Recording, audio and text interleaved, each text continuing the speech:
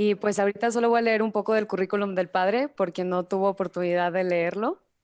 El padre Gonzalo Miranda, Legionario de Cristo, es fundador y profesor de bioética y teología moral en la Universidad Pontificia Regina Apostolorum en Roma. Fue delegado de la Santa Sede ante la UNESCO durante la elaboración de la Declaración Universal sobre Bioética y Derechos Humanos en esa agencia de las Naciones Unidas. Interviene frecuentemente en los medios de comunicación social. Ha impartido cursos de bioética, ética filosófica, teología moral, ética de la sexualidad, etcétera, en numerosas instituciones, Y en los últimos 25 años ha impartido más de 400 conferencias en más de 300 ciudades de varios países.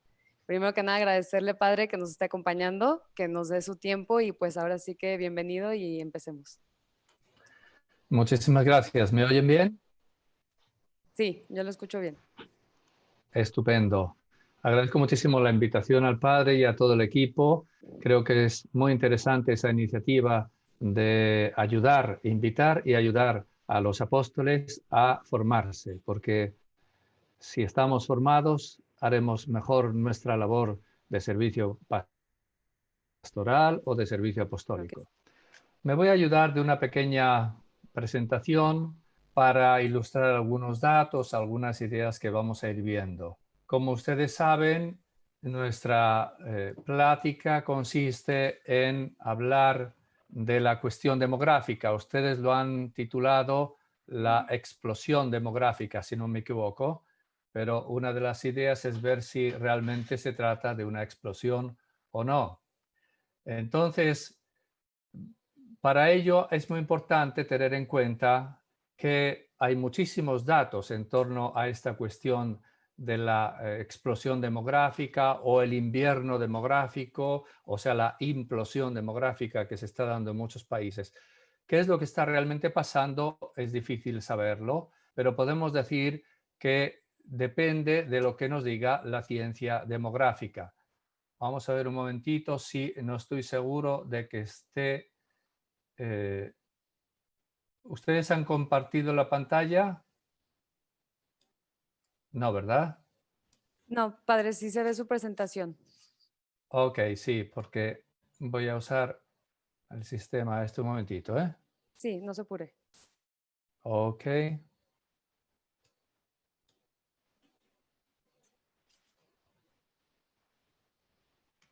Ahora ven ahí, pero no ven pasar las diapositivas, me parece, ¿verdad? Sí, ahí sí. Sí, padre.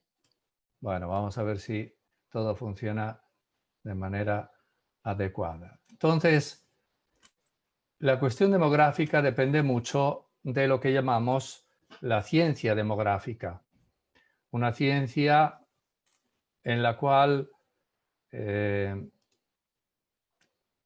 hay que ver un momentito, porque estoy viendo, perdón, que estoy viendo que está funcionando de manera un poco extraña esta presentación. Ahí están ustedes viendo eso, ¿verdad? Sí, Sí, un sí momento, vemos bien, padre. Sí, Igual si nada lo más quiere dejar déjame ver. así, tal vez para que no se trabe, también funciona. Le he llamado la cuestión ecológica en lugar de la cuestión demográfica, pero no importa. Ok, si yo hago así, ¿qué pasa? Y bienvenidos a todos los que se están sumando. Ya vemos que están creciendo en número también la conferencia. Esperemos que el Zoom nos aguante mientras que el padre logra conectarse, pero estamos muy emocionados. De verdad que gracias a todos por tomarse el tiempo de estar aquí. Y pues recuerden que nos pueden mandar sus preguntas en el chat privado de preguntas o también RC Norte Guadalajara para al final en la ronda hacerlas ya directamente al padre. ¿Sí? Bien, entonces vamos a ver si así nos funciona bien. Les decía que un punto importante es hablar de lo que nos dice la así llamada ciencia de la demografía.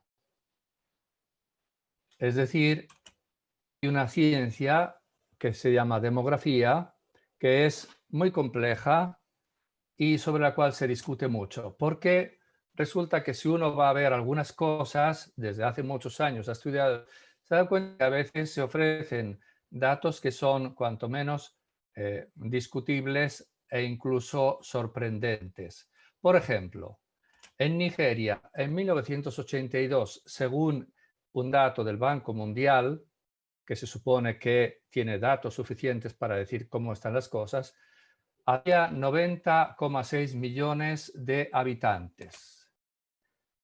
En 1991, según el Population Reference Bureau, había 122 millones.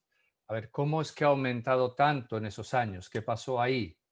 Luego resulta que el mismo año, 1991, hay un primer censo oficial por parte del gobierno nigeriano y cifra la población en 88 millones. Es decir, 34 millones menos que los que había dicho el mismo año el Population Reference Bureau. Entonces, uno dice, bueno, aquí qué es lo que pasa, cómo es posible que haya esas diferencias de datos. El mismo año 34 millones de diferencia de datos entre los datos ofrecidos por un ente y por el Population Reference y los datos ofrecidos por el gobierno. Otro caso que también es famoso, el de Egipto. En 1937 había un estudio que decía que la población era 16 millones de habitantes. En el 91 había pasado, según ese estudio o esa institución, a 45 millones. Pero muchos dijeron, a ver, ahí hay un coeficiente de crecimiento que es simplemente que no funciona. 2,7 y esa diferencia de 16 a 45 millones como que no cuadra la cosa, dijeron algunos estudiosos. Podríamos poner muchísimos ejemplos. Voy a dar algún ejemplo más dentro de un momento para decir que la demografía, en concreto, el contabilizar el número de habitantes, entienden ustedes que es una realidad complejísima, porque cómo se cuenta el número de habitantes en los pueblecitos, en la montaña, al lado del desierto, en países de todo el mundo. Es dificilísimo. Y entonces, ¿qué es lo que pasa? Que se presta mucho a manipulaciones. Hay una enorme dificultad de medir realmente la población, incluso hoy día con técnicas más sofisticadas.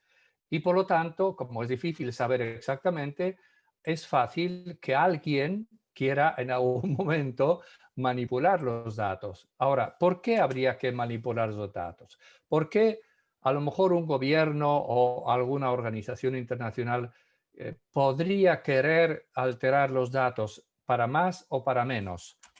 Vamos a ver algunos motivos. Por ejemplo, en algunos casos se trata de atemorizar a los países vecinos. Esto se dio mucho durante los años después de las colonias en África, cuando había una enorme cantidad de guerras civiles entre unos países, o guerras civiles y guerras entre países que se estaban formando. Y entonces algunos gobiernos hinchaban los datos para decir, cuidado, no sé, Angola, estate con cuidado que nosotros, Nigeria, somos tantos millones de habitantes. O bien, en otros casos, el motivo es pedir ayuda, o sea, que nos den ayuda porque estamos creciendo mucho, tenemos una población muy grande y entonces pedimos al Fondo Monetario Internacional o a la Banca Mundial o a los países de otros países, por ejemplo, de Europa, que nos den ayuda porque somos una población enorme y no tenemos medios para todos. En algunos casos, como el famoso caso de la Unión Soviética, se aumentaron los datos para ocultar la catástrofe demográfica que se había dado durante los años de la revolución, primero ya en los primeros años de la revolución, desde el 17 en adelante con Lenin y luego con Stalin, donde se calcula que entre una cosa y otra murieron unos 40-50 millones de habitantes, sobre todo por el hambre en los campos que se generó con esa revolución soviética. Y resulta que eso se empezó a conocer y que hicieron ellos subir el número de población. Vete a saber, vete a Siberia tú a contar uno por uno los habitantes de cada poblado para decir que no, que habían aumentado. Pero aumentaron muchísimo para decir no, no ha habido tantos muertos. En otros casos, en cambio, hay motivos para adelgazar, para disminuir los datos de la población.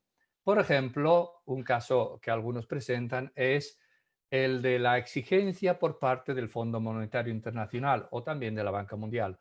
Sobre todo en los años 70, luego lo comentaremos otra vez, ha habido mucha presión por parte del Fondo Monetario Internacional a muchos gobiernos diciéndoles, si ustedes no logran bajar la población de sus países, nosotros no les prestamos dinero. Entonces, ¿qué pasó? Que unos años después esos gobiernos inflaron, digo, al revés, bajaron el número de población diciendo, ya hemos logrado bajar mucho la población y entonces el Fondo Monetario Internacional les iba a seguir dando préstamos. Un caso muy estudiado es el de China. En tiempos de Mao Zedong, en 1935 concretamente, el gobierno dio una cifra que además la dio con total precisión, hasta el último habitante. Como ven ustedes, hay 582 millones, etcétera, etcétera, etcétera, hasta 417. Luego, o mejor, en el mismo informe decía el gobierno de Mao que había un índice de crecimiento de 12 por 1000, o sea que a 1000 habitantes en un año más o menos crecían 12. En 1982, según ese índice de crecimiento, deberían haber sido más o menos 834 y resulta que en 1982 dijeron que eran 1003 millones de habitantes, es decir, 169 millones más habitantes de los que, según el índice de crecimiento que habían ellos mismos indicado, se deberían haber dado. Entonces, así podríamos estar realmente horas citando casos en los cuales como que las cosas no cuadraban o no cuadran. Y teniendo eso en cuenta, es decir, que es difícil calcular realmente, saber realmente cuántos pobladores hay en un país, en un pueblito pequeño se puede saber, en un país es muy difícil, en una región internacional mucho más difícil. En todo el mundo se dice 6.000 millones, 7.000 millones, pero lógicamente están hablando de cifras redondeadas que no se pueden controlar. Y como hemos visto, es fácil manipular esos datos y de hecho a veces han sido manipulados. Ahora, dicho esto, vamos a una segunda parte de las tres partes breves que voy a exponer, en la cual vamos a hablar de algunos mitos o por lo menos algunas afirmaciones que son muy recurrentes, muy frecuentes a propósito de la población y que si uno los compara con los hechos puede decir, bueno, eso en realidad esa afirmación no es cierta, o por lo menos no es del todo cierta. Y en ese caso estamos hablando de no de hechos, sino de mitos. Una primera afirmación muy frecuente es que ya hoy día, es más, se ha dicho desde hace muchísimo, somos demasiados habitantes en el planeta. El planeta no cabe. Habrán visto a veces dibujos que hay de la Tierra redonda y gente que se está cayendo porque ya no hay sitio para todos. Esto es una alarma desde los años 60, 70 y todavía hoy se sigue repitiendo. Somos demasiados, es más, cada vez más, por lo tanto, realmente cada vez sobramos más, o yo diría sobran los demás. Ya estaban preocupados por este exceso de población autores como los que tienen ahí en la pantalla, Platón y Aristóteles, filósofos griegos de 500 años más o menos antes de Cristo. Confucio, pensador chino, también de más o menos 500 años antes de Cristo. Ya ellos hablan claramente de la preocupación que tenían de que la población estaba creciendo demasiado. Claro, se juntaban los poquísimos que había ellos, a lo mejor 100 millones de habitantes en todo el planeta, con un cálculo muy aproximativo, pero estaban todos a lo mejor en las polis, en las ciudades, en Atenas, en Corinto, etcétera. Incluso Aristóteles llegó a proponer un número ideal de habitantes de una ciudad y eso pues podría ser interesante, pero con esa preocupación de que somos demasiados. Confucio igual y Tertuliano, ya no estamos hablando del cuarto siglo después de Cristo, un teólogo cristiano que también estaba muy preocupado porque en su época decía la población era demasiado numerosa. En realidad, basta hacer un cálculo matemático sobre la superficie, comparando la superficie de tierra firme que hay en el planeta y el número de habitantes con los 6.000, 7.000 que se dice somos hoy día, y tenemos que concluir muy sencillamente, matemáticamente, que ocupamos el 1% de la tierra firme. Eh, es decir, sin considerar los mares, los lagos, etcétera, de la Tierra, al menos en teoría habitable, porque en lo alto de una montaña a lo mejor es difícil habitar, pero tierra habitable estamos ocupando una pequeñísima parte hoy día. Lo que pasa es que tendemos a aglomerarnos. Entonces, claro, uno va a Ciudad de México y dice, ¿esto qué es? Yo recuerdo una vez que estuvimos allá en un congreso hace años y a mi lado iba una persona, un bioticista de Suiza. Y íbamos en el autobús desde el hotel al lugar donde teníamos la conferencia, y iba asustado, aquel tráfico, aquel caos, aquello, decía, madre mía, y decía, aquí hay los mismos habitantes que en toda Suiza. Y claro, te da la impresión de que estamos todos asfixiados. Está aquella película famosa de Rayman, no sé si la han visto, muy interesante, muy bonita también, sobre una persona autista que tiene obsesiones, se mete en una cabina de teléfono, cuando había cabinas de teléfono, cierra la puerta y dice, oh, demasiadas, somos mucho Dumbers, somos mucho, y sale angustiado. Un poco eso nos está pasando, que nos creemos que somos demasiados en el planeta porque somos muchísimos concentrados en una ciudad. En realidad, también esto, según un cálculo matemático muy sencillo, por ejemplo, sacó un artículo hace años, The Economist, la famosa revista económica inglesa, en la cual hacía el cálculo y decía, en realidad, nosotros caberíamos, si nos juntáramos todos en el estado de Texas, considerando casas de las típicas casas americanas para 4 personas, 2 papás y 2 niños, el perrito, desde luego, y el jardín, un jardín delante, un pequeño jardín delante, un jardincito atrás. Bueno, si todos los habitantes de la Tierra viviéramos en esas casas con jardincito y todo, y nos fuéramos todos al estado de Texas, ahí cabríamos. A lo mejor ahora, ese artículo de The Economist desde hace algunos años, ahora ocuparíamos algún pedacito de otro estado circundante. Y todo lo demás, todo el planeta, podríamos usarlo pues para sembrar, para cacería, para ir de turismo, etcétera, etcétera, etcétera. Es una paradoja, lógicamente, para hacer ver un poco la dimensión de la exageración que hay cuando se dice que somos demasiados, no cabemos en el planeta. Otra segunda afirmación que, según muchos datos, tendríamos que calificar como mito, algo que no es verdad. Y es que cuanto más población hay, más difícil es el desarrollo. La población que aumenta hace que baje el desarrollo, concretamente el desarrollo económico en un país. Yo aquí les presento solo estos gráficos. Aquí tienen un gráfico de algunos datos de varios países de distintas regiones del planeta según la densidad de población. Del que menos tiene, bueno, no el que menos en este gráfico, en esta lista, que es 4 o 5 habitantes por kilómetro cuadrado, hasta el mayor densidad, 435 habitantes por kilómetro cuadrado. Uno tendría que concluir que si fuera cierto que cuanto más es la población, más densa es la población, más difícil el desarrollo, menos se desarrolla un país, tendríamos que tener abajo los países menos desarrollados, con más densidad de población, y arriba los más desarrollados. Sin embargo, vean la lista de los países a los que me refiero. Chad, abajo Corea del Sur, pero antes tenemos Japón, Holanda, India, Alemania, China, países con gran densidad de población. Estados Unidos tiene 320 millones de habitantes, pero tiene un territorio también muy grande. Es un país bastante poco poblado como densidad de población. Entonces, ¿qué es lo que estamos viendo aquí? Pues estamos viendo que no corresponde esa ecuación más densidad de población, menos desarrollo. Estados Unidos es uno de los países con mayor renta per cápita en todo el mundo y Japón también, Holanda también, son países, estos últimos, con gran densidad de población, Estados Unidos no, etcétera, etcétera. Es decir, no corresponde para nada. Hay países con gran densidad de población, es más, la mayoría de los países con gran densidad de población son países desarrollados o que están en vía de desarrollo con un desarrollo muy acentuado. La mayoría de los países poco desarrollados son países con bajísima o baja densidad de población. Por lo tanto, no funciona, es un mito también ese.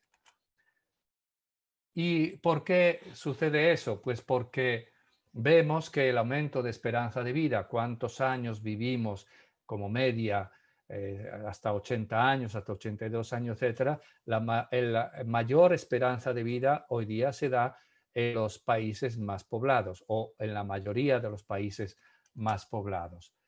Y hay que tener en cuenta una consideración muy elemental. Es verdad que cada niño que nace es una nueva boca y un estómago que hay que levantar, pero es también un cerebro, es también manos, es también capacidad de producir, es también capacidad de comprar, de que se mueva la economía, de que por lo tanto haya incentivos para producir más y por lo tanto para crear empresas y por lo tanto para crear trabajos, etcétera, etcétera. Luego, por eso mismo, no es verdad, parecería que, claro, cuanto más población hay, más bocas hay que alimentar, ¿de acuerdo? Pero cada una de esas bocas tiene también encima un cerebro y con ese cerebro puede crear y organizar empresas y trabajar, etcétera, etcétera. Y es muy interesante precisamente por esto que la Academia Africana de las Ciencias, en un documento que fue famoso en el 94, pidió por favor que no se siguiera con esa política de disminución de la población, obligándolos a los países africanos a controlar, a disminuir su población, porque decían claramente que todos los estudios muestran que la población es un recurso para el desarrollo y lo hemos visto. Países más poblados son países más desarrollados. No siempre, pero en general. Y vean un caso también que ha sido emblemático, típico, el caso de la provincia de Cantón en China. Tenía hace unos cuantos años, antes de los cambios económicos que hizo el Partido Comunista, tenían 66 millones de habitantes solo en esa provincia. Era una de las provincias chinas más pobladas.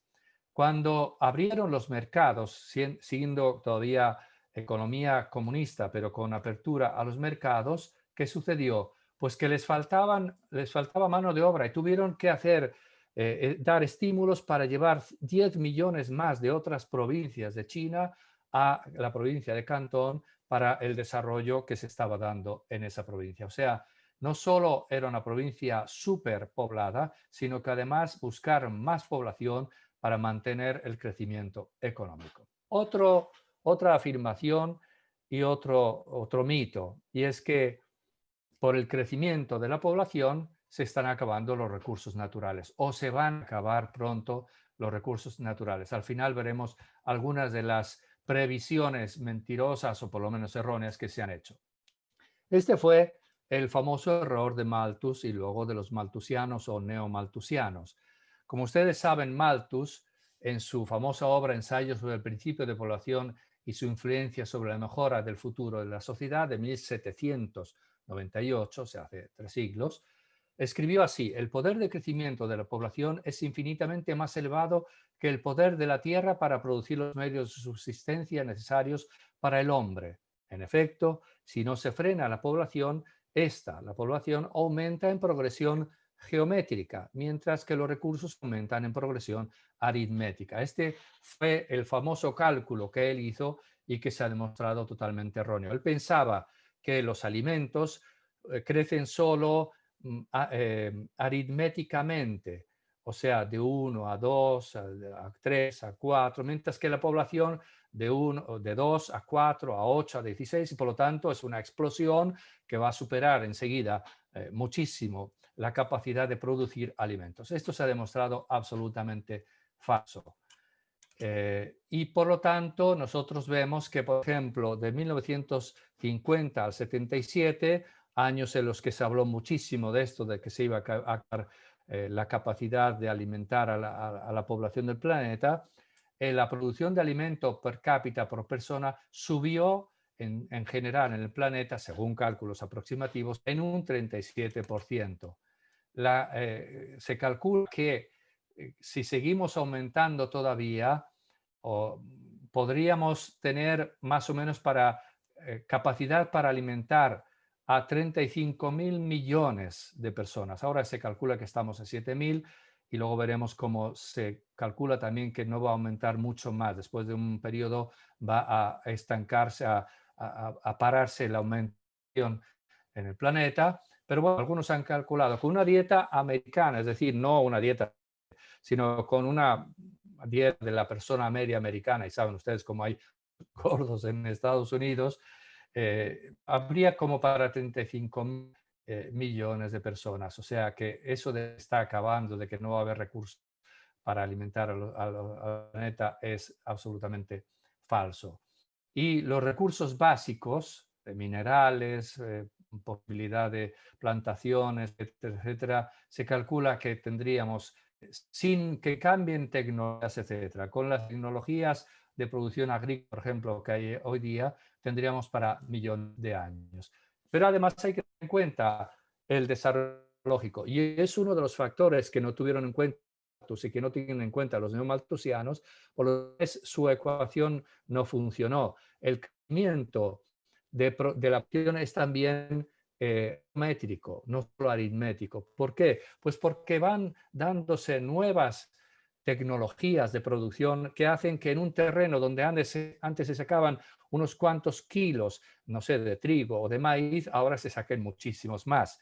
Por ejemplo, decíamos, una de las revoluciones clásicas que ha habido en los últimos años ha sido la así llamada revolución verde o la Green Revolution. Y también luego se ha dado la así llamada, ya en los últimos años, la eh, Gene Revolution, la revolución hecha con la genética, los organismos genéticamente modificados, con los cuales se puede producir cultivaciones muy fecundas en lugares desérticos, por ejemplo, donde no hay mucha agua o donde hay demasiada agua, etc. Entonces, estas novedades tecnológicas hacen que las posibilidades de producción de alimentación sean prácticamente pues ilimitadas, podríamos decir. No sabemos qué va a pasar en el futuro. De todas formas, con los medios actuales tenemos para muchísimo tiempo. Otra afirmación que podríamos decir no es, por lo menos del todo exacta, es la de quienes dicen que estamos creciendo demasiado, que de todas formas el ritmo de crecimiento es demasiado acelerado. Tenemos que tener en cuenta un dato que todos conocemos hoy día, y es que en los países desarrollados el fenómeno es el contrario, la así llamada no explosión demográfica, sino implosión demográfica. Se habla en muchos países de el invierno demográfico. No, en muchos países, por ejemplo, de Europa, el número de niños por pareja es de 1, y apenas 1 o 2 por pareja. Por lo tanto, no hay ni siquiera el recambio generacional que se llama. Si dos personas tienen un hijo o un hijo, 5, o sea, un hijo y una pierna, un hijo y una oreja, entonces lógicamente la población va disminuyendo. Y es uno de los países graves que se ha constituido en una auténtica alarma en estos años en los países, por ejemplo, europeos. Tanto que muchos gobiernos, por ejemplo el francés, algunos países de Escandinavia, Suecia, etcétera, están dando incentivos a las parejas, a los matrimonios, para que tengan más hijos, porque si no hay un problema serio para el futuro inmediato, el futuro por lo menos a medio plazo. En algunos países de Asia, por ejemplo, donde el problema también está siendo muy grave, se están dando iniciativas para dar incentivos a la gente, a los matrimonios, a tener más hijos. En Singapur hicieron una campaña simpática que tenía como lema Go for Three, invitando a los matrimonios a tener al menos 3 hijos. Y es un hecho que el índice de crecimiento poblacional va disminuyendo en casi todos los países y se piensa que en casi todos los países el crecimiento va a ser cero más o menos en unos 70 años o incluso menos. Es decir, la mayoría de los países no va a crecer en la población, sino se va a llegar a una población más o menos estable de una generación a otra. Es un hecho también, por lo tanto, que se ha constatado, digamos, sociológicamente, cuando una sociedad se desarrolla más económicamente, tiende a tener menos crecimiento poblacional. Al mismo tiempo también, eso sí, aumenta la esperanza de vida, el número de años como media que viven las personas gracias a los avances en la medicina, etcétera, etcétera. Entonces, se va a llegar un momento en que esos dos factores, nuevos nacimientos y esperanza de vida, se vayan un poco a como equilibrar. Finalmente, voy a decir una palabra sobre ciertas tácticas y ciertas mentiras que con esas tácticas se están promoviendo. Es decir, hay de hecho una tendencia por parte de algunos países y de algunas organizaciones nacionales o internacionales a manipular estos datos, como hemos visto. Por ejemplo, sabemos cómo en buena parte este movimiento de ideas sobre la superpoblación, que se basa mucho en Malthus, toma el neomalthusianismo, toma los datos o digamos el razonamiento de Malthus para decir que somos demasiado, etcétera, proviene esta estrategia o tuvo uno de los primeros puntos de fuerza, de impulso, en el famoso informe Kissinger, que era el secretario de Estado en tiempos de Nixon, y que en 1974 no publicó al revés, es un documento que era secreto, que se desveló, se desclasificó, como se dice en los años 80, últimos de los 80, llamado National Security Study Memorandum 200, que decía lo siguiente: la población está creciendo, sobre todo en los países en vías de desarrollo, y esto constituye un auténtico peligro para el acceso a materias primas, petróleo, diamantes, minerales varios, y esto es una amenaza para la seguridad nacional. Nacional se entiende de Estados Unidos, a él le interesaba Estados Unidos. Si nosotros, Estados Unidos, no podemos utilizar los recursos naturales de esos países porque su población crece demasiado y los va a consumir, vamos a tener un problema de dependencia en nuestra seguridad nacional de esos países. Y entonces hace una propuesta muy clara: hay que trabajar de manera sistemática para el control de la población, sobre todo en los países en vías de desarrollo. Y hay un estudio también interesante, reciente, que muestra que este esfuerzo, esta eh, estrategia de controlar el crecimiento de la población en el mundo ha tenido o tiene tres momentos. En los años 70, 60 y 70 sobre todo, se incentivó el control de población, sobre todo haciendo presión o invitando a los gobiernos, sobre todo los países en vía de desarrollo, a través del Fondo Monetario Internacional, condicionando los préstamos a que disminuyeran la población, o desde la Banca Mundial, hacían presión para que estos gobiernos hicieran algo para que disminuyera la población de sus países, con incentivos. Si logras disminuir la población, te prestamos más, y con mejores o con menores índices de deuda, con menores índices de intereses. Al contrario, si no lo haces, te penalizamos, no te damos intereses o aumentamos, no te damos préstamos o aumentamos los intereses. O medios también, facilitar, difundir, por ejemplo, píldoras anticonceptivas, etcétera, etcétera. Durante unos cuantos años esa era la táctica seguida. En los años 90, además de seguir con esa táctica, se empezó a usar otra que pareció más sutil, más inteligente, y es: hay que hacer que no sean los gobiernos los que hacen esa campaña con la población, sino que sean los mismos ciudadanos los que quieran disminuir los nacimientos. Y entonces, a partir de la Conferencia del Cairo de 1994 y luego la Conferencia de Pekín sobre la población, se empezó a hablar muchísimo de el concepto famoso de salud reproductiva y salud sexual. Es decir, es una de las ideas, es decir, lo de la salud reproductiva y salud sexual en sí, en general, tiene mucho sentido. higiene, responsabilidad, paternidad responsable, todo eso. Pero se ha usado mucho esas expresiones ¿para qué? Para decir a la gente que tiene que tener familias pequeñas. En México, yo recuerdo cuando vivía allí, una de las campañas que hacía el gobierno era la familia pequeña vive mejor. Tratar de hacer que la gente tome conciencia de que es mejor tener pocos hijos y luego concretamente referirse a las mujeres y hacer que las mujeres piensen que no deben tener hijos, que deben evitar nuevos embarazos, etcétera. En los años 2000 ya se pasó a una tercera fase en la estrategia, que es a partir del calentamiento global. No vamos a hablar hoy del calentamiento global, que luego se ha llamado cambio climático, pero es uno de los instrumentos que muchos están utilizando. Yo he dirigido hace unos años una tesis de una persona que ha estudiado este tema, cómo el miedo al calentamiento global, al cambio climático, es usado por muchas personas, muy explícitamente, Naciones Unidas, etcétera, para invitar a disminuir el número de nacimientos. Somos demasiados, eso hace que se caliente el planeta, tenemos que disminuir los nacimientos. Termino nada más citando algunos errores y mentiras clásicas.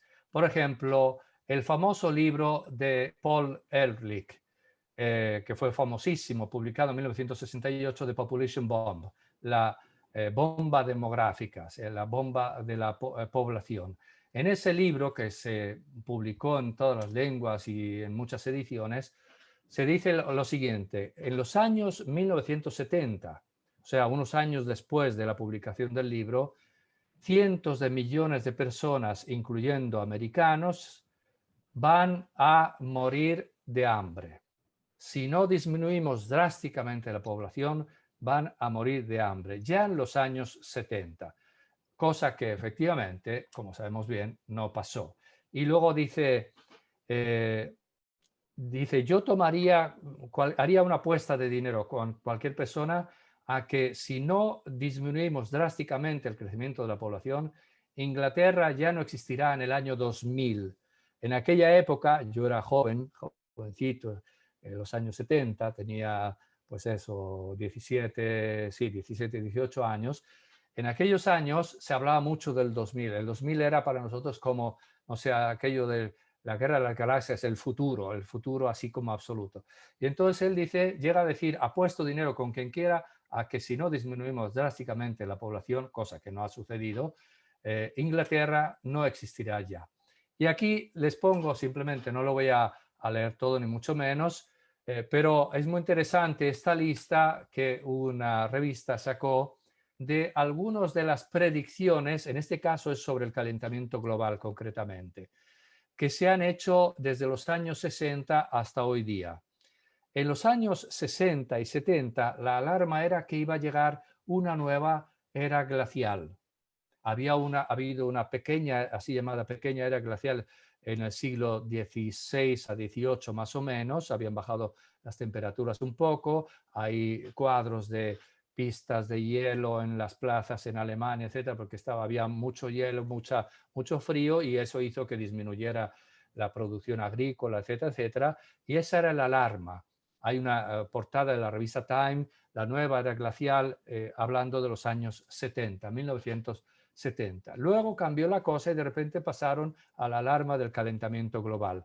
Y es muy interesante ver cómo, por ejemplo, aquí en 1988 se previó que para 2018 las islas Maldivas ya no existirán, como están bajas casi a nivel del mar, crecerá tanto los océanos por la disolución de los hielos, de la Antártida, etcétera, subirá tanto el nivel del mar que desaparecerán las islas. Y la previsión era muy precisa.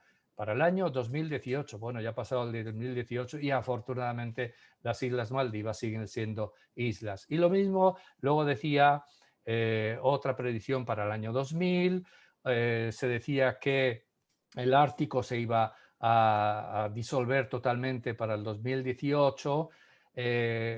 Al famoso Al Gore predijo que para el 2013 iba a deshacerse el Ártico iba a dejar de tener hielo totalmente, mientras en cambio ha crecido en los últimos años. Y luego corrigió y dijo que no, eso no es 2013, sino 2014, y así van aumentando de año en año. La cuestión es que van alarmando mucho a la gente, y esta es una de las técnicas, alarmar. Hay un libro muy interesante, es una novela escrita, y termino con esto, por el famoso autor, que ahora no recuerdo el médico, el autor de Jurassic Park, que primero publicó como novela y luego se hizo la película. Escribió otra novela unos años después, desgraciadamente él murió joven, era médico y escritor, y escribió una novela llamada el estado del miedo, Fear State o algo así, State of Fear. Y entonces va viendo cómo es novela, pero con muchos datos científicos de esos años. Es novela en la cual va haciendo ver esa idea de que se usa mucho el alarmismo, el asustar a la gente con el crecimiento de la población, calentamiento global, etcétera, etcétera, para que la gente obedezca y, por ejemplo, imponen más impuestos, impuesto a la gasolina, y como es por el calentamiento global, o en otro caso, como es para que no crezca la población y es tan grave, entonces vamos a obedecer y vamos a pagar tranquilamente más impuestos. Y así muchos otros temas que son de algún modo manejados con esta mentalidad o con esta estrategia de alarmar, crear miedo y hacer que la población en general en el mundo esté de acuerdo con ciertas medidas que dan poderes a veces casi absolutos a los estados. Y nosotros como ovejitas decimos, ve, todo muy bien, porque hay que parar el crecimiento de la población en el planeta, o hay que parar el calentamiento global. Un calentamiento que en el último siglo hay un calentamiento, claro, ¿no? Como lo hubo en el siglo XII, como lo hubo en el siglo I y II, y esos calentamientos permitieron que florecieran muchísimo la agricultura. Ahora hay un calentamiento global más o menos en general desde hace un siglo que ha hecho que suba a 0,8 grados la temperatura. No es ni mucho menos algo para alarmarse, pero si no estamos alarmados, a lo mejor no pueden dominarnos como ellos quieren y como desgraciadamente están logrando. Bueno, sé que es una charla un poco provocativa, pero estoy convencido de que ante ciertas afirmaciones hay que poner hechos. Ciertamente hay muchos que ponen otros hechos, pero cuando uno va a controlar se da cuenta de que muchas veces son mistificaciones y son auténticas mentiras. Bueno, y con esto he terminado, y con mucho gusto, si puedo responder a preguntas, adelante, a su disposición.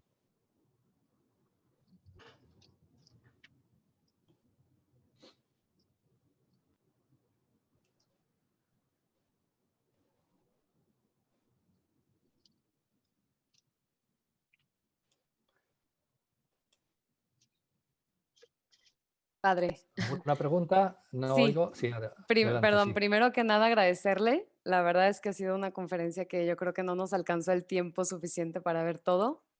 Sí tenemos varias preguntas. La primera sería, ¿con qué motivo nace la narrativa o mito de que somos demasiados?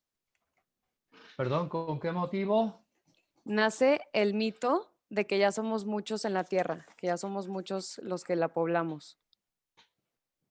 ¿Cuál es como el objetivo de esta mentira? O sea, ¿cuál fue como el de lo controlarlo? Bueno, un motivo es de tipo, vamos a decir, científico, por el error de Malthus, que predijo, como decíamos, que se iban a acabar los alimentos y crecía la población, y los neomalthusianos o neomalthusianos que mantienen esa afirmación sin considerar los hechos, que la alimentación no ha acabado en los años 2000 como se preveía, etcétera, etcétera, y sin considerar los factores que llevan a que eso no sea así, como hemos visto, los cambios de tecnología, la mejor producción, el hecho de que cada persona no solo consume, sino también produce, etcétera, etcétera. Motivos, esos son motivos de tipo científico, en buena parte erróneos. Motivos de tipo estratégico, como hemos visto, a partir de aquel memorándum de Kissinger, se estableció una estrategia para que disminuya la población o que no aumente la población, para que no consumen las materias primas. Porque si en Angola tienen petróleo y ellos aumentan la población y consumen su petróleo, no podremos nosotros usarlo en el momento en que lo necesitemos. Entonces, mejor que ellos no crezcan y, y por lo tanto que no consuman y que quede eso a disposición nuestra. Y luego hay una ideología también de tipo racista. Por ejemplo, una de las grandes promotoras de esta ideología de la demografía, la explosión demográfica, etcétera, etcétera, es Margaret Sanger de los años 20 en Estados Unidos, que era una eugenista declarada. O sea, según ella, había que controlar la población y que no se reprodujeran las personas menos, según la terminología usada por Darwin en The Descent of, el origen de las especies, las personas menos fit, menos aptas, los menos válidos mentales, las personas de raza de color, que consideraban ellos, y lo decían clarísimamente, sin ningún tipo de escrúpulo o de pudor, decían, son personas menos personas que no deberían reproducirse, y entonces produjeron todo el programa de esterilización incluso forzada en Estados Unidos, en Inglaterra, en otros países, con la idea de que estas personas no se reproduzcan. Y entre estas personas pues, están lógicamente las poblaciones de África, por ejemplo, de algunos sitios de América Latina, de Asia, que ellos consideraban razas inferiores, entonces convenía que ellos no crecieran, que Claro, no aumentara la población. claro. Sí, aparte fue toda la fundadora de la narrativa abortista, ¿no? Que hoy conocemos. También me pasan otra que dice, hay opiniones en la sociedad que dicen que la Iglesia Católica ha tenido un papel fundamental en la explosión demográfica, pues promueve no usar anticonceptivos, mientras el control natal sigue desencadenándose, haciendo más escasos los recursos. ¿Cuál es su opinión ante esta postura? Sí, eso es una acusación muy típica. Agradezco la pregunta, que es muy interesante.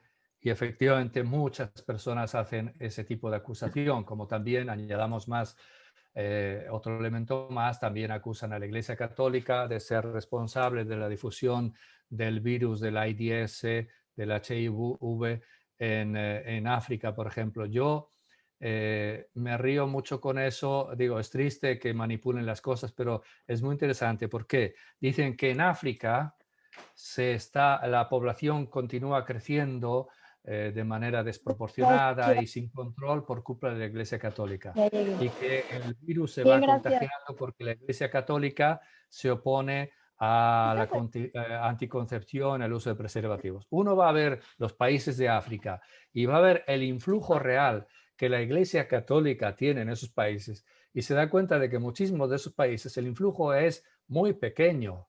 Son países que no saben ni siquiera qué es la Santa Sede, qué es el Vaticano. Son Claro, países con buena parte de la población musulmana o animistas o protestantes. No son católicos y desde luego ellos no están todos los días a ver qué dice el Papa, la doctrina de la Iglesia. No se enteran. Por lo tanto, ya me dirás tú qué influjo tiene la Iglesia Católica en esas poblaciones. Y hay otra cosa interesante, en este caso es a propósito de la difusión del SIDA por culpa de la Iglesia. Dirigí una tesis también hace unos años de un africano que hizo un estudio comparando dos países, Angola y Nigeria, que era su país. En esos dos países se han llevado políticas distintas, contrarias en relación con el tema del SIDA. En Angola, que es prácticamente el único país que hicieron una política con la iglesia, que ahí es bastante influyente, muchos católicos, con las iglesias protestantes, con el gobierno, las escuelas, etcétera, hicieron toda una campaña para ayudar culturalmente a los jóvenes, por ejemplo, el respeto de la mujer, evitar la promiscuidad sexual, etcétera, etcétera. Y decían, y como última cosa, si vas, te prostituyes, etcétera, usa el condón, el profiláctico. Pero es una campaña de educación sexual. En los otros países, muy empujados por las Naciones Unidas, hicieron una campaña de el póntelo, pónselo, que decían en España, y ya. difundir el profiláctico, regalarlo a todos. El único país de todos esos países de África en el cual la difusión del SIDA, que era explosiva en Angola, y que disminuyó y se mantuvo y luego disminuyó fue precisamente Angola. El país donde en lugar de decir todos usen profiláctico, hicieron sean responsables en el ejercicio de la sexualidad. O sea Claro, que eso de que la iglesia, yo simplemente digo, a ver, dime tú en un país musulmán qué influjo tiene la iglesia católica. No tiene prácticamente ningún influjo y sin nulo. embargo en ese país a lo mejor crece la población y no será por lo tanto por culpa de la iglesia católica. Es muy fácil de Claro, desmontar esa mentira. ya. Muchas gracias, padre. También tengo otra que dice, ¿qué papel tienen los países emergentes como México para luchar contra el mito de la explosión demográfica? Ahí la cosa está dura. ¿Por qué?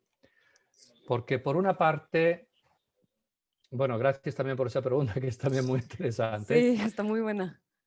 Está muy buena. Por una parte, a ver, los que gobiernan muchas veces están imbuidos de esta mentalidad. Eso que yo he llamado mitos, porque creo que son afirmaciones falsas, se lo creen, porque buena parte de la población se lo cree. Yo estoy seguro que muchos de ustedes pensaban así y a lo mejor luego van a seguir pensando así, pero pensaban así. O todo el mundo lo dice, los periódicos, la televisión, somos demasiados, etcétera, etcétera. Todos los gobernantes, los políticos, muchos piensan así porque no se han formado, no han tenido ocasión de analizar las fuentes, Claro, los datos, etc. Segundo, muchos de esos políticos reciben presiones o del Fondo Monetario Internacional o de las Naciones Unidas para que disminuyan la población, les dan incentivos económicos, incluso a veces a lo mejor les corrompen a un gobernador si tú distribuyes anticonceptivos, te damos a ti dinero, etcétera, etcétera. Entonces, lógicamente, muchas personas caen en esa tentación y van a hacer eso aunque no estuvieran convencidos de que es lo más conveniente. Y finalmente, los políticos, aunque no estén convencidos, si la gente piensa que, la Luna es un cuadrilátero, que es cuadrada, si la gente piensa eso y los medios de comunicación dicen eso, ellos no se atreven a decir lo contrario. Van a por decir, sí, supuesto. sí, sí, según los expertos, la Luna es cuadrada, porque si no, tienen miedo a perder votos. Si alguien hoy día, un político, dice que bueno, que lo del calentamiento global, hay científicos que dicen que sí, pero no es verdad que todos, ni el 97%, como han dicho, es un dato absolutamente manipulado ese de los científicos, están a favor de eso. Si un político se atreve a decirlo, oh Dios mío, su partido se le echa encima, estás loco, la siguiente vez no nos van a votar, etc. Entonces, por eso está duro.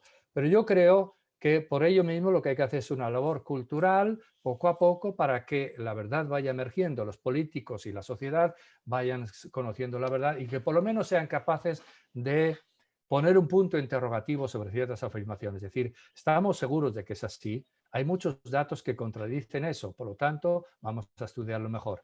Pero digo que está Claro. difícil porque esas presiones son muy fuertes.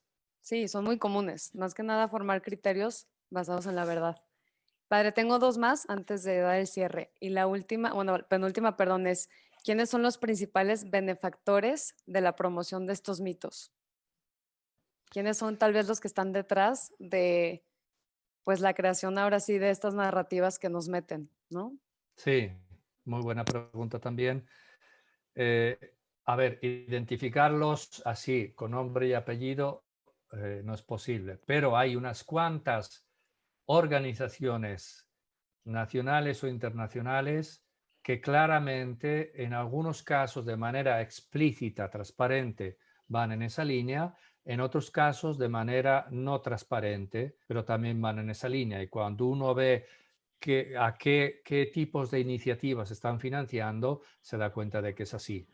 Está la Rockefeller Foundation desde los años 70, que fue uno de los agentes que más financiaron, impulsaron toda esa corriente en el mundo.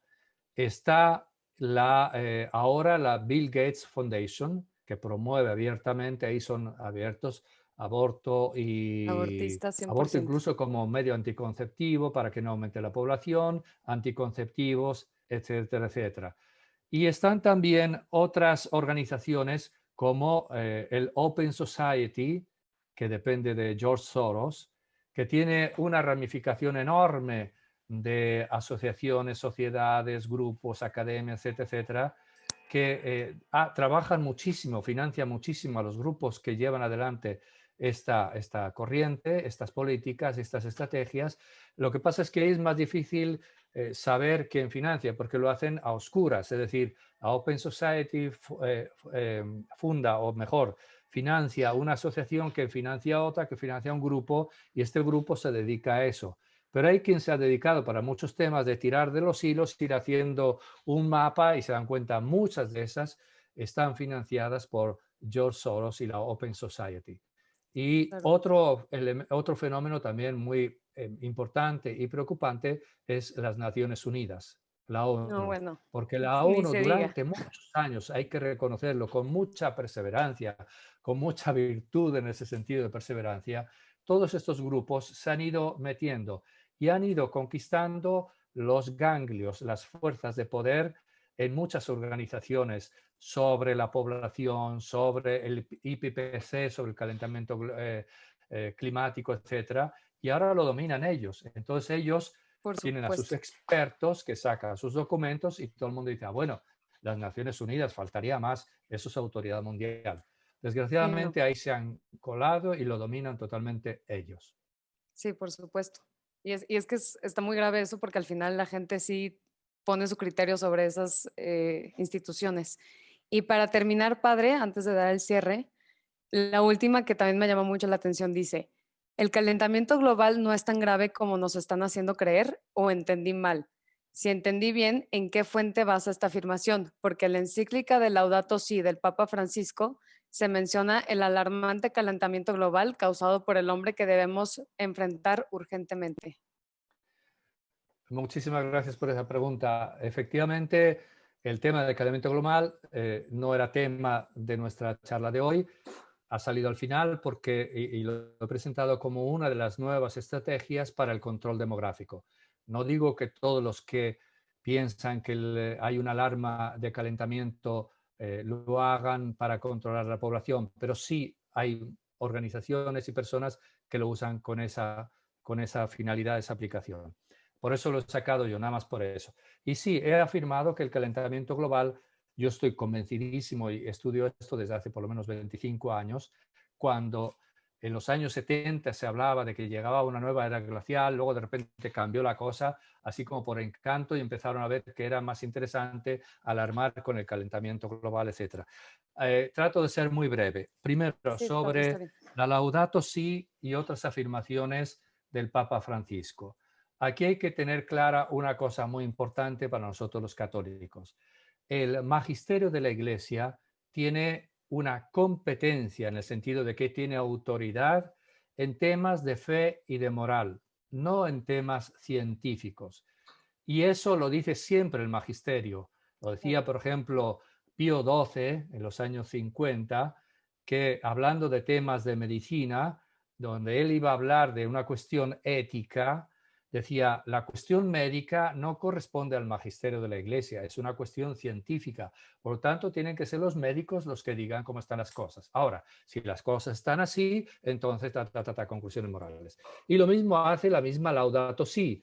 Todo el primer capítulo de la Laudato Si no hace otra cosa más que recoger datos a favor de la teoría, que yo creo que es una teoría equivocada, de la alarma del calentamiento global, datos que ya se conocen de científicos de por aquí, de organizaciones por allá, pero eso no es magisterio, porque es una cuestión científica. O sea, el Papa no puede decir como Papa, como su de Cristo, que el clima se está calentando y que las causas de ese calentamiento son la producción del CO2, etcétera. Eso es una cuestión científica, no es una Claro. cuestión de fe, no está revelado en la Sagrada Escritura ni en la ley moral natural. Y en la misma encíclica, me parece, al final, 180 y tanto, número 100, el mismo Papa dice, la Iglesia no pretende sustituir ni a los científicos ni a la política o algo así dice.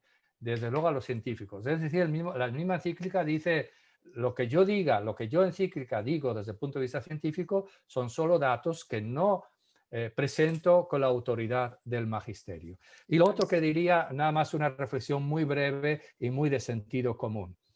Es, por ejemplo, en los años, primer siglo, Julio César famoso emperador romano, escribió el famoso libro La Guerra de las Galias, narrando sus conquistas de las Galias, o sea, de la actual Francia, y su conquista también de Inglaterra. Y cuenta cómo llegaron los romanos a Inglaterra y llevaron vides para producir uvas y las plantaron y crecieron y floreció muy bien y hacían vino. Eso hoy día es absolutamente impensable.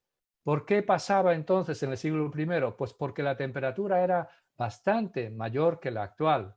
Hoy en Ya, día, vete tú a sembrar una vid en Inglaterra y vamos, no funciona para nada. En el mismo sí, tiempo, más o menos, unos vikingos de Groenlandia, de por allá, perdón, de Suecia, de por allá, la actual Suecia, encontraron una tierra nueva del otro lado del océano que llamaron Groenlandia, o sea, Grönland, tierra verde, green, tierra verde, la actual sí, Groenlandia, que es un témpano de hielo hoy día.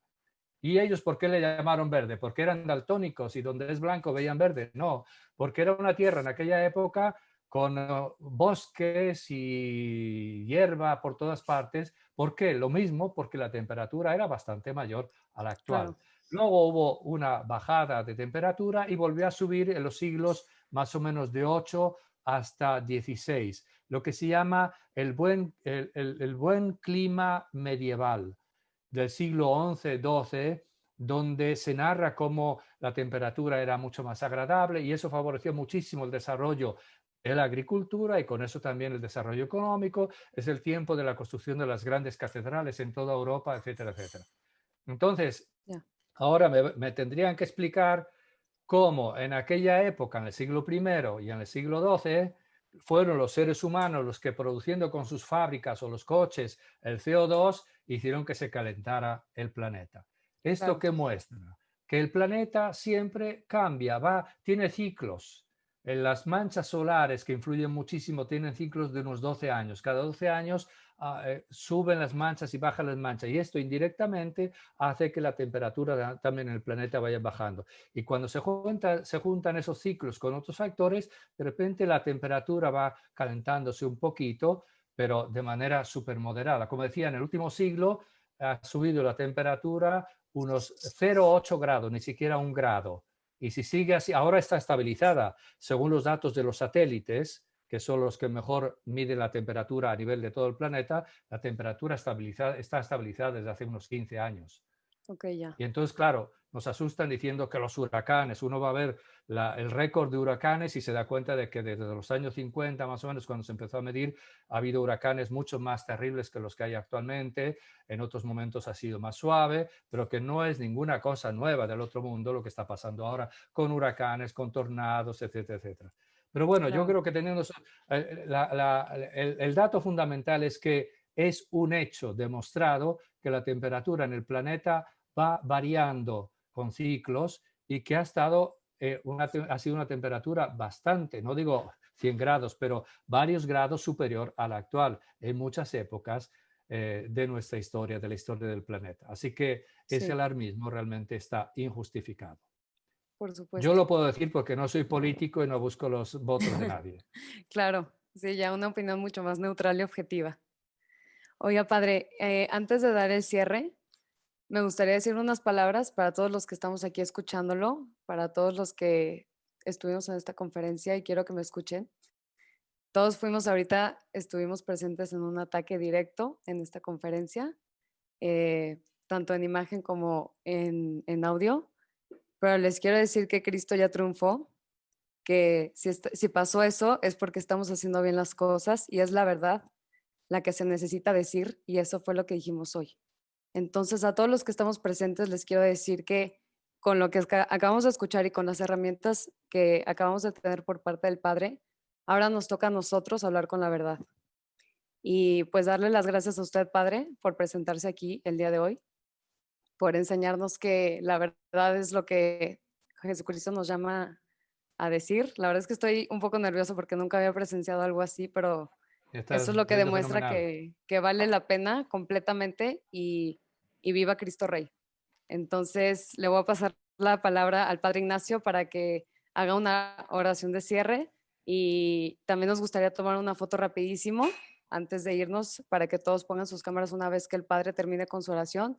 Y de todo corazón, Padre Gonzalo, agradecerle. De verdad que no tengo palabras para expresarle mi gratitud y pues ahora sí que Cristo nos llama a cada uno a su camino. Muchísimas gracias, Marta. Gracias, Padre. Muchísimas gracias, Marta, por tus palabras. Padre Gonzalo, quiero simplemente agradecerle a todos los presentes por participar.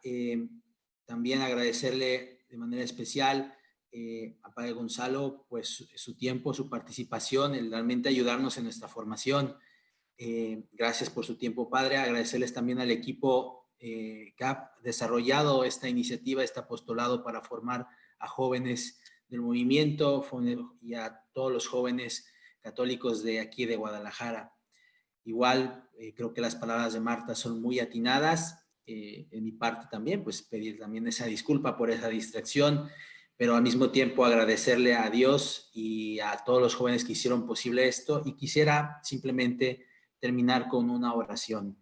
En nombre del Padre, del Hijo y del Espíritu Santo. Amén. Padre Santo, te damos gracias por esta mañana de formación. Te pedimos que nos sigas iluminando, nos sigas formando, que nos consagres en la verdad.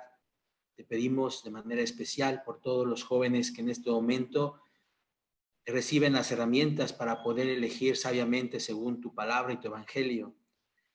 Te queremos pedir también y rezamos por el Padre Gonzalo, por su apostolado, su ministerio, para que lo conserve siempre en tu cercanía y en tu amor. Y finalmente, Señor, te damos gracias por todos tus beneficios, a ti que vives y reinas por los siglos de los siglos. Amén.